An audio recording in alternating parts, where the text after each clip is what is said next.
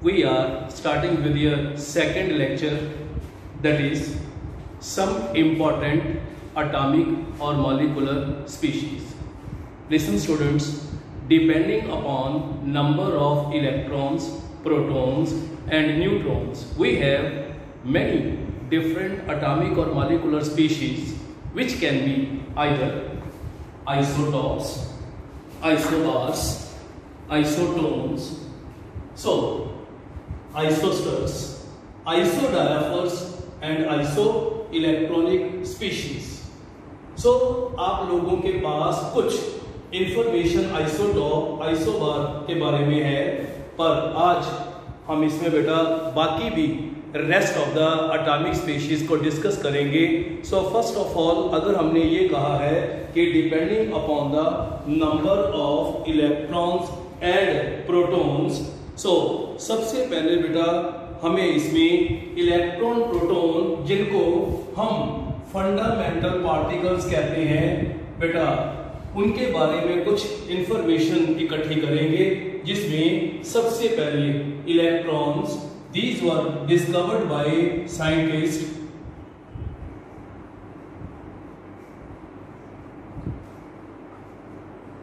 J.J. Thomson. Electrons are negatively charged bodies lying outside the nucleus, जिसमें याद रखो कि बेटा charge present on one electron is always equal to minus 1.602 into 10 raised to power minus 19 coulomb और minus 4.803 into 10 raise to power minus 10 ESU. It is the electrostatic unit. याद रखो बेटा,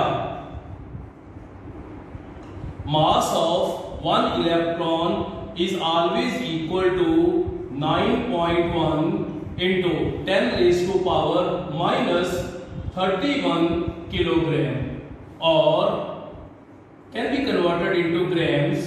9.1 into 10 raised to power minus 28 grams. So याद रखो कि relative charge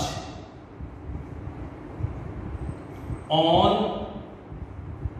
an electron always equal to -1.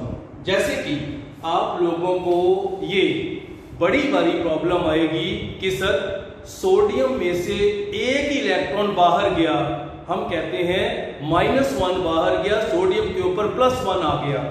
So आप तो कह रहे हो कि sir charge is equal to this, पर हमने सीखा है कि सोडियम में से जब एक इलेक्ट्रॉन बाहर जाता है और सोडियम के ऊपर 1 positive.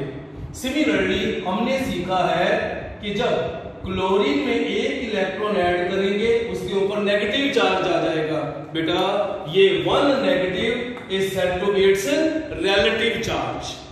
So charge present on one electron is always equal to this, but it is the relative charge. Now beta, we are moving to the next topic. It was discovered by scientist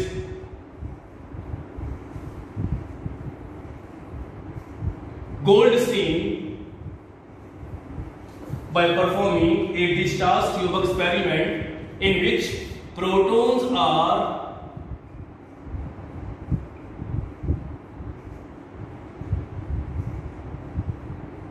positively charged bodies lying inside the nucleus,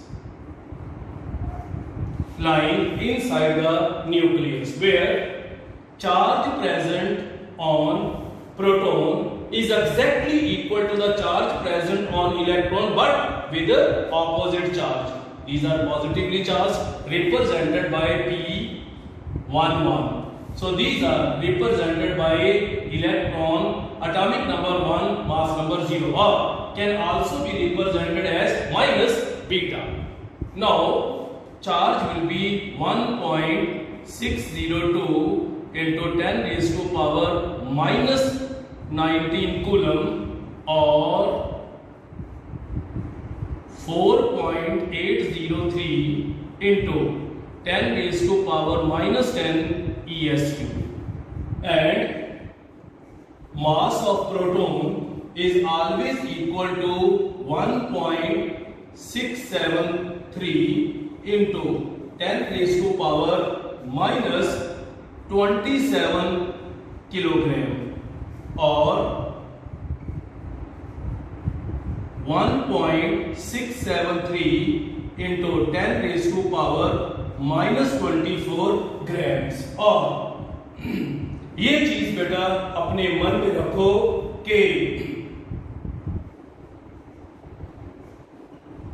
proton is 1837 times heavier than electron. So proton जो है वो electron से बेटा 1837 कैसे calculate कर सकते हो बेटा? Mass of proton divided by mass of electron mathematically करके देखो, आपके पास 1837 टाइम्स हैवियर आएगा। सिमिलरली अब आपको कहा जाए कि बेटा जी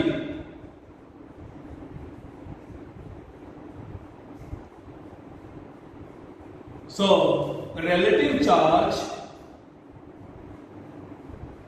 on a proton is always equal to +1. Now we have neutrons. These are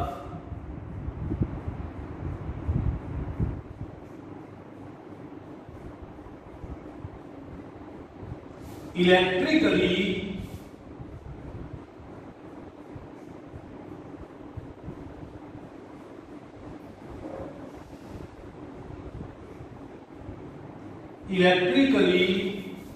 neutral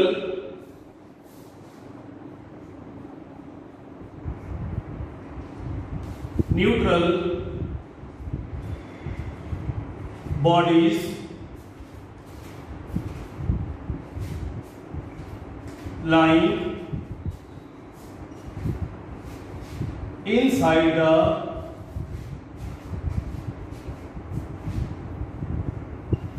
nucleus, where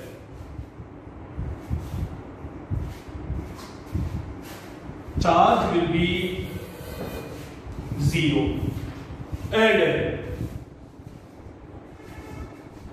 mass will be 1.675 into 10 raised to power minus 27 kilogram, or 1.675 into 10 raised to power minus 24 grams. So याद रखो बेटा, neutrons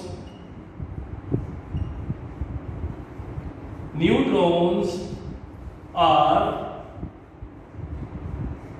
0.18% heavier than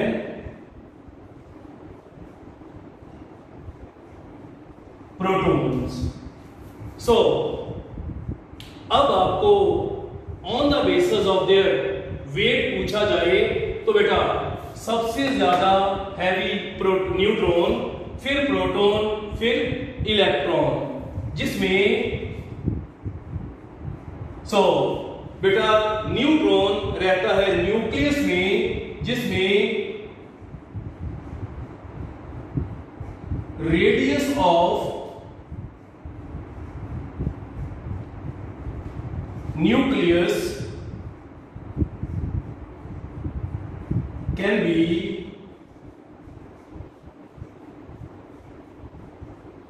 calculated as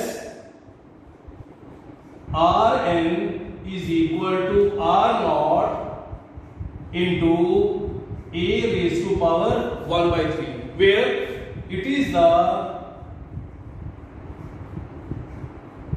radius of nucleus, it is 1.34 into 10 raised to power minus 13 centimeter is a proportionality constant, or 1.34 into 10 raised to power minus 15 centimeter, or 1.34 Fermi. आपको इस जगह से ये clear होगा कि बेटा 1 fermi is always equal to 10 raised to power minus 13 centimeter is 10 raised to power minus 15 meter, 10 raised to power minus 15 meter। अब बेटा आप लोगों को ये पूछा जाए कि न्यूट्रॉन, प्रोटॉन और इलेक्ट्रॉन में क्या है, ऑर्डर ऑफ मास। न्यूट्रॉन का mass more than proton, more than electron. और अगर हम कहें कि बेटा इनको किसी भी थिन मेटल फॉयल से हम बम्बार्ड करके उसमें से पास करें, तो अगर मैं कहूं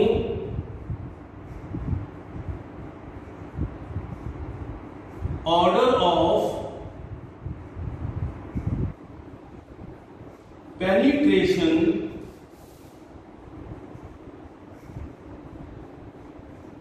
through thin metal foil। Again याद रखो, इलेक्ट्रॉन की पेनिट्रेशन पावर प्रोटॉन से, प्रोटॉन की पेनिट्रेशन पावर न्यूट्रॉन से ज्यादा होगी। और बेटा ये कुछ ऐसे पॉइंट्स हैं जिनको आपने मन में रखना है। उसके बाद अगर कहा जाए इनकी what is the order of charge over mass ratio. Charge over mass ratio, again electron will be more than proton, will be more than neutron. ये 3 पॉइंट वेरी वेरी इंपॉर्टेंट, इनको आपने अपने माइंड में रखना है। एक बार बेटा हम इस चीज की रिवीजन करें कि हमारे पास फंडामेंटल पार्टिकल्स बेटा 3 तरह के होते हैं, that is electrons, protons, neutron, जिसमें याद रखो न्यूट्रॉन्स वर डिस्कवर्ड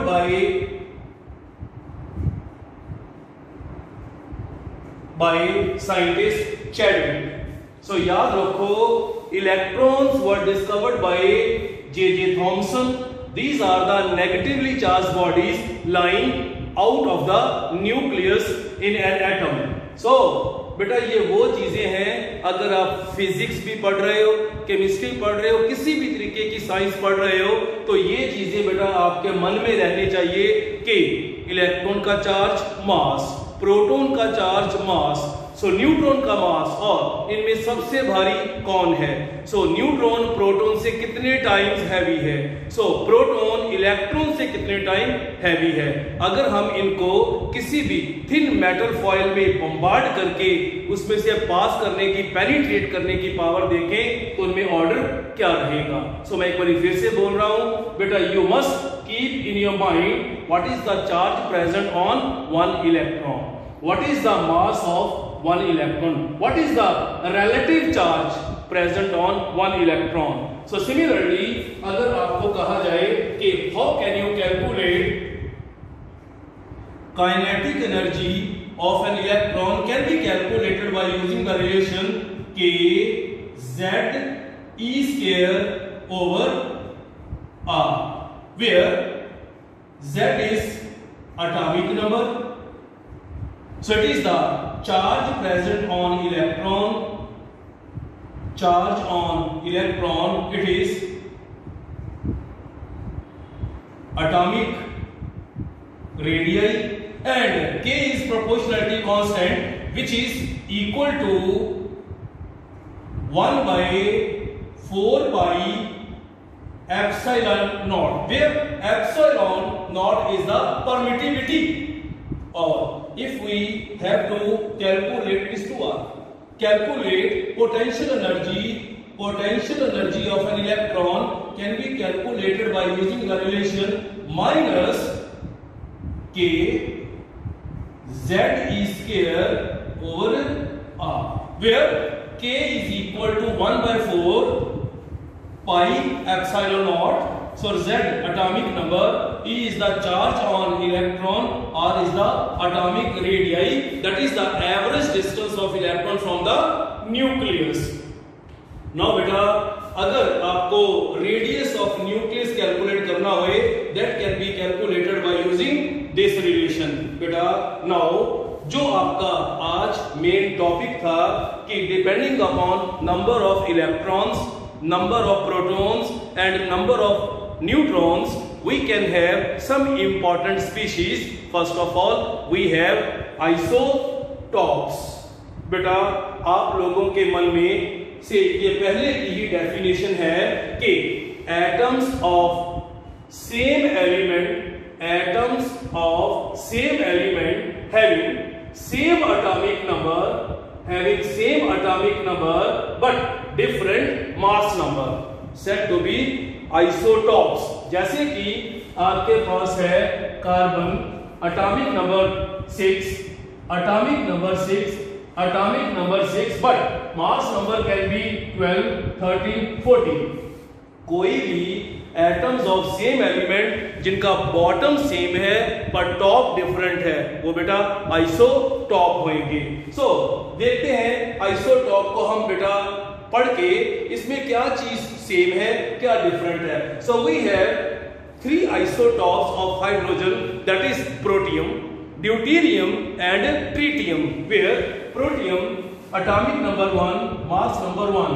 सो आप सब जानते हो कि number of electron in an atom always equal to atomic number of proton always equal to, and number of neutrons always equal to A minus Z, where A we have 1 minus 1 is equal to 0. बेटा very important question आप लोगों को बहुत ही frequently question पूछा जाता है in chemistry. Nucleus of all atoms contain neutron except, तो आपने आंसर देना है that is the isotope of hydrogen, protium. Protium एक ऐसा न्यूक्लियस है जिसमें हम माने कि ये हमारे पास प्रोटियम एटम है बेटा, इसमें न्यूक्लियस में एक प्रोटॉन और उसके अराउंड एक इलेक्ट्रॉन चक्कर लगाता है, पर इसके न्यूक्लियस में कोई न्यूट्रॉन नहीं होता. Now we are moving to the deuterium. बेटा number of electron is equal to atomic number of proton is equal to, and number of neutron is equal to A minus Z will have 1 neutron. का मतलब ये है कि अगर हमें कहा जाए कि ये था प्रोटियम, ये है ड्यूटेरियम, तो याद रखो बेटा इसमें एक प्रोटॉन, एक न्यूट्रॉन और न्यूक्लियस के बाहर एक इलेक्ट्रॉन चक्कर लगा रहा होगा. बेटा वेरी इंपॉर्टेंट. कभी भी आपने किसी भी एलिमेंट का एटॉमिक वेट निकालना है तो एटॉमिक वेट बेटा depends upon the weight of proton and neutron. कभी भी उसमें इलेक्ट्रॉन का वेट पार्टिसिपेट नहीं करता। क्यों?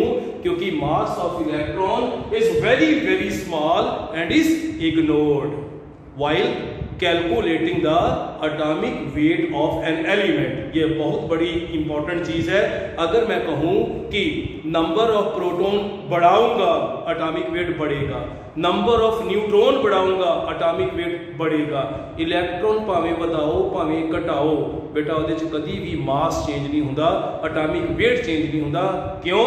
क्योंकि mass of electron is negligible. Now we are moving to the third example, tritium. So it is the highly reactive isotope of hydrogen. Again, number of electron 1, number of proton 1 and number of neutron 3 minus 1 is equal to,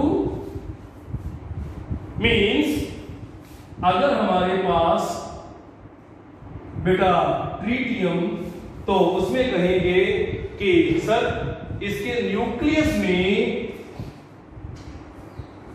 एक proton है, 2 neutron है और इसके around एक electron चक्कर लगा रहा है। नो बेटा, अगर आप लोगों को ये कैलकुलेशन समझ लग गई है तो हम अपनी एक और डेफिनेशन बना सकते हैं कि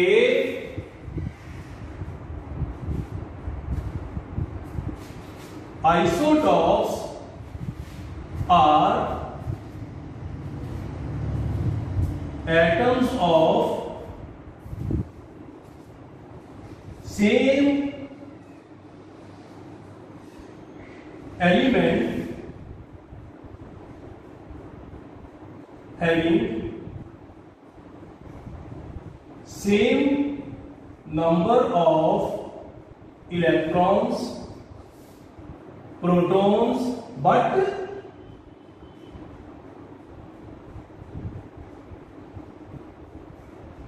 different number of neutrons. Is it? So examples बेटा मैंने आपके लिए यहां पे और दे दी है। Now we are moving to the next topic. What are the isobars? पहले समझो बेटा। So क्या होते हैं isobars? These are atoms of different elements having different atomic number but same mass number. So atoms of different elements having different atomic number but same mass number, और आप जानते हो mass number is always equal to number of neutron plus number of proton, and sum of neutron, number of neutron and proton is always equal to nucleons. तो हम कह सकते हैं कि atoms of different elements having same nucleons are called isobars. Study करते हैं बेटा, हम देखते हैं कि इसमें हमारे पास क्या चीज आइडेंटिकल आई, क्या चीज डिफरेंट आई। So we have example of argon 1840, so 1940 calcium so 2040 बेटा। In case of argon atomic number is equal to number of electrons 18, so atomic number is equal to number of protons, and N you know it is A minus Z. So A we have 40 minus 18, 40 minus 18 is equal to 22. Similarly, number of electron 19, number of proton 19, and it will be 40 minus 19 is equal to 21. Again, number of electron 20, proton or neutron 40 minus 40 is equal to 20. अभी तक तो कुछ भी चीज same नहीं आ रही, पर बेटा क्या करो, न्यूट्रॉन प्लस प्रोटॉन करो। अगर इसका आप न्यूट्रॉन प्लस प्रोटॉन करते हो, so it will be neutron 22 plus 18, it is 21 plus 19, it is 20 plus 20 will give rise to 40, 40, 40. So हमारे पास 40 minus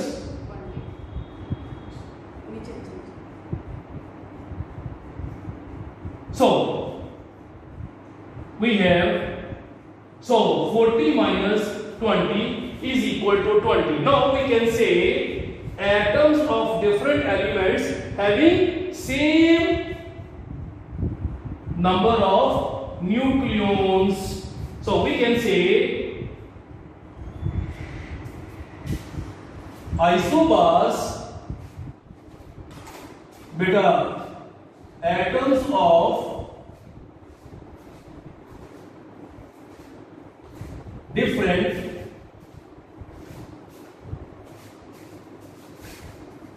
elements with same number of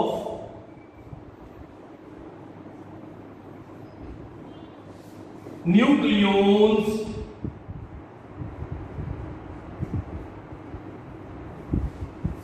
So beta isotopes atoms of same elements having same atomic number but different mass number. So isobars are atoms of different elements having different atomic number but same mass number. Now we are moving to the next, that is what are the isotones. बेटा word से ही पता लग रहा है isotones having same number of neutrons. So कोई भी हमारे पास atoms of different elements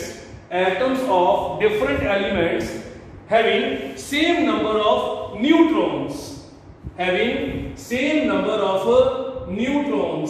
are considered to be isotones. We have examples of carbon 614, nitrogen 715, oxygen 816, where in this case electrons 6, proton 6 and 14 minus 6 is equal to 8. Similarly, electrons 7, protons 7 and neutrons 15 minus 7 is equal to 8. Similarly, electrons 8, protons 8 and neutrons 16 minus 8 is equal to 8. So atoms of different elements having same number of neutrons are considered to be isotones. Listen students, very important. ये term आप लोगों के लिए life में हो सकता है first time आपने सुनी हो. क्या होते हैं आइसोस्टर्स? कोई भी मॉलिक्यूलर स्पीशीज जिनमें नंबर ऑफ एटम सेम हो, नंबर ऑफ इलेक्ट्रॉन सेम हो, इवन की नेचर ऑफ बॉन्ड भी सेम हो, पर जो बॉन्डेड एटम है वो डिफरेंट हो, वो आपस में एक दूसरे के आइसोस्टर्स होते हैं. सर कैसे? मैंने इसमें जानबूझ के एग्जांपल्स ज्यादा ली हैं. 2 मैं सॉल्व करूंगा, एक आप घर में सॉल्व करना. सो बेटा अगर हम कहें कि हमारे पास बेटा कार्बन डाइऑक्साइड है, मैं पूछूं नंबर ऑफ एटम्स, आप कहोगे सर इसमें 1 कार्बन है, इसमें 2 ऑक्सीजन है, so total number of atoms कितने आ गए? 3. सिमिलरली अगर मैं इसमें पूछूं सर 2 नाइट्रोजन है और 1 ऑक्सीजन है, so will be equal to again 3. So number of atoms इसमें भी 3 है, नंबर ऑफ एटम इसमें भी 3 है। अब बेटा नंबर ऑफ इलेक्ट्रॉन कैलकुलेट करने के लिए आपको मालूम है कि कार्बन का एटॉमिक नंबर 6, उसमें इलेक्ट्रॉन 6 होंगे, ऑक्सीजन का एटॉमिक नंबर 8 इंटू 2। तो देखते हैं कितना बना। हमारे पास आया 6 plus 8 into 2, so it is 6 plus 16 is equal to 22। Similarly एक नाइट्रोजन में इलेक्ट्रॉन 7 इंटू 2, एक ऑक्सीजन में 8, तो ये क्या है बेटा 14 प्लस 8 इज इक्वल टू 22। फिर से सुनो बेटा, कोई भी डिफरेंट मॉलिक्यूलर स्पीशीज जिनमें नंबर ऑफ एटम्स सेम हो, जिनमें नंबर ऑफ इलेक्ट्रॉन सेम हो, इवन की जिनमें number of nature of bonding same हो, जैसे कार्बन डाइऑक्साइड का लीनियर स्ट्रक्चर है वैसे ही नाइट्रिक ऑक्साइड का बेटा लीनियर स्ट्रक्चर, नाइट्रस ऑक्साइड का लीनियर स्ट्रक्चर होगा। पर फिर फर्क क्या है? फर्क ये है इसमें bonded atoms carbon plus oxygen है, पर इसमें नाइट्रोजन प्लस ऑक्सीजन है। तो क्या कहेंगे? सुनो, molecular species having same number of atoms, बेटा same number of atoms, same number of electrons, even same nature of bonding. So bonding भी उनकी बिल्कुल सेम है, पर डिफरेंट नेचर ऑफ जो एटम्स आपस में बॉन्ड बना के बैठे हैं वो डिफरेंट है। Similarly we have another example, that is, देखो बेटा अगर मैं पूछूं सर 6 कार्बन है 6 हाइड्रोजन है, तो पूछा जाए कि इसमें टोटल नंबर ऑफ एटम्स कितने आ गए? 12। इसमें 3 बोरोन है, 3 नाइट्रोजन है और 6 हाइड्रोजन है, ये भी इक्वल टू 12 आ गए। नाउ अगर आप नंबर ऑफ इलेक्ट्रॉन्स कैलकुलेट करना चाहते हो तो बेटा आपके लिए मैं छोड़ूंगा, खुद करोगे। कार्बन 6 और इंटू 6, हाइड्रोजन 1 इंटू 6, बोरोन बेटा 5 into 3, nitrogen 7 into 3, hydrogen 1 into 6। बेटा करके देखें, सो ये कितना आ गया? 6 6 36 plus 6 will be equal to 14। Now so हमारे पास 5 3 15, 7 3 21 प्लस 6, so is equal to 42. Now different molecular species, so दोनों में अलग अलग तरह के मॉलिक्यूल हैं, पर नंबर ऑफ एटम्स सेम है, नंबर ऑफ एटम्स सेम है, even number of electron same है। बेटा इवन की नेचर ऑफ बॉन्डिंग कैसे? बेंजीन हमारे पास होता है C बेटा 6 एटम वाला रिंग होता है जिसमें double bond single bond double bond single bond alternatively, और हर कार्बन के ऊपर एक हाइड्रोजन लगा होगा। Similarly it is called inorganic benzene. इसमें अगर मैं देखूं तो बिल्कुल उसी की तरह बेटा nitrogen boron nitrogen boron nitrogen boron nitrogen, so same double bond single bond, and on each atom there will be presence of one hydrogen. So same number of electron, same number of atoms, same number of electron, same nature of the bonds, but it contains carbon plus hydrogen, whereas it contains boron plus nitrogen plus hydrogen. So these are considered to be the isosters. One example is for you, that is nitrogen and carbon monoxide. Now beta, we are moving to the next. Again this term is very strange for you कि what are the isodiaphers.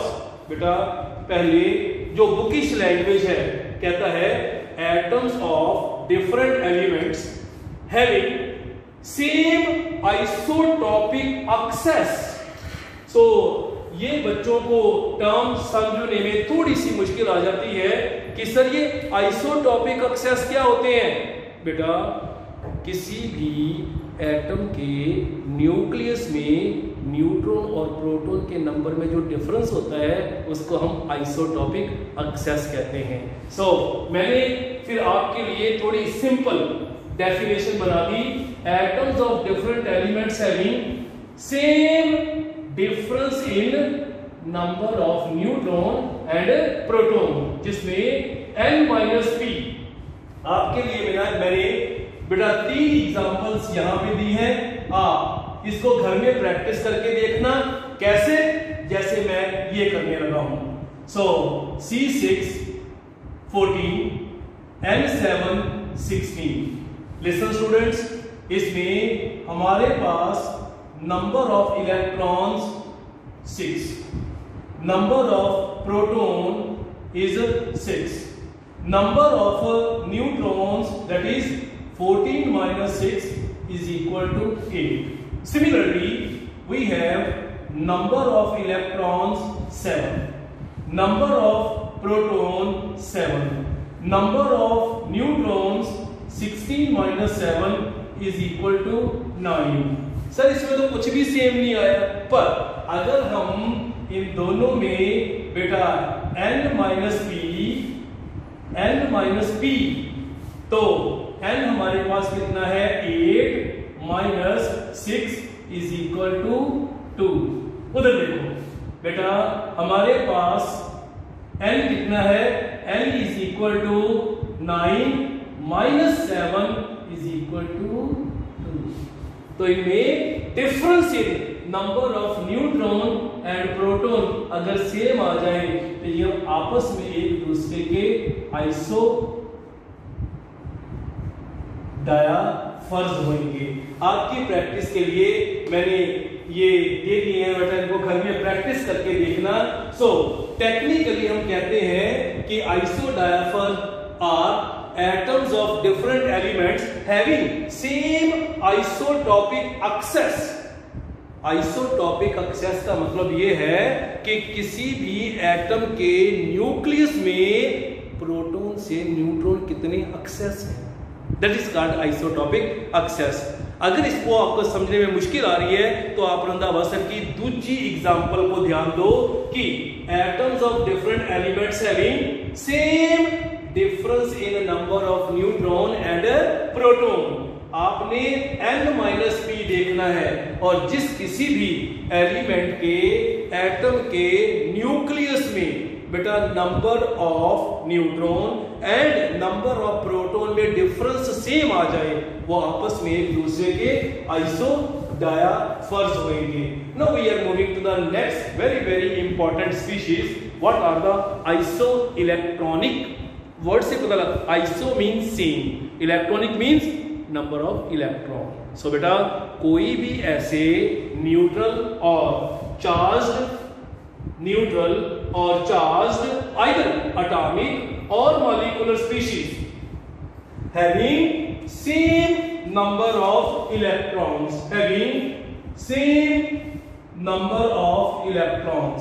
Are considered to be the iso electronic.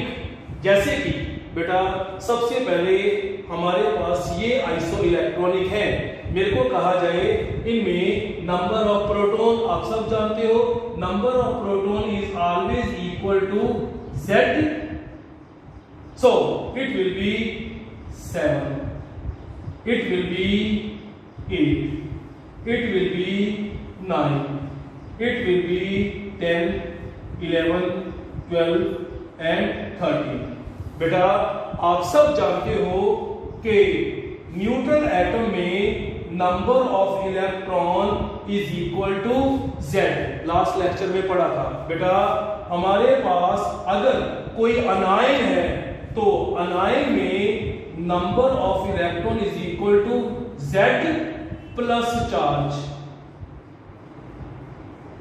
और अगर हमारे पास कोई cation है तो cation में number of electron is equal to Z minus charge. याद आ, पिछले लेक्चर में आपने ये पढ़ा था। तो बेटा अगर ये हमारे पास अनायंस हैं, अगर ये हमारे पास अनायंस हैं तो बेटा अनायन में हमेशा number of electron is equal to Z plus charge. Charge कितना दिया हुआ है? 3। So atomic number plus charge, atomic number plus charge. और अगर कोई न्यूट्रल है उसमें नंबर ऑफ इलेक्ट्रॉन Z के इक्वल ही है। और अगर हमारे पास बेटा कोई कैटायन है, कैटायन में हमेशा number of electron is equal to Z minus charge, Z minus charge, Z minus charge, Z minus charge gives. So बेटा either neutral, either negative, either positively charged species having same number of electrons are considered to be isoelectronic, are considered to be isoelectronics। Now इसके बाद बेटा आपका ये वाला lecture finish है। इसके साथ एसोसिएटेड जो भी असाइनमेंट होगी वो आपको मैं ग्रुप में भेज दूंगा। So thank you very much.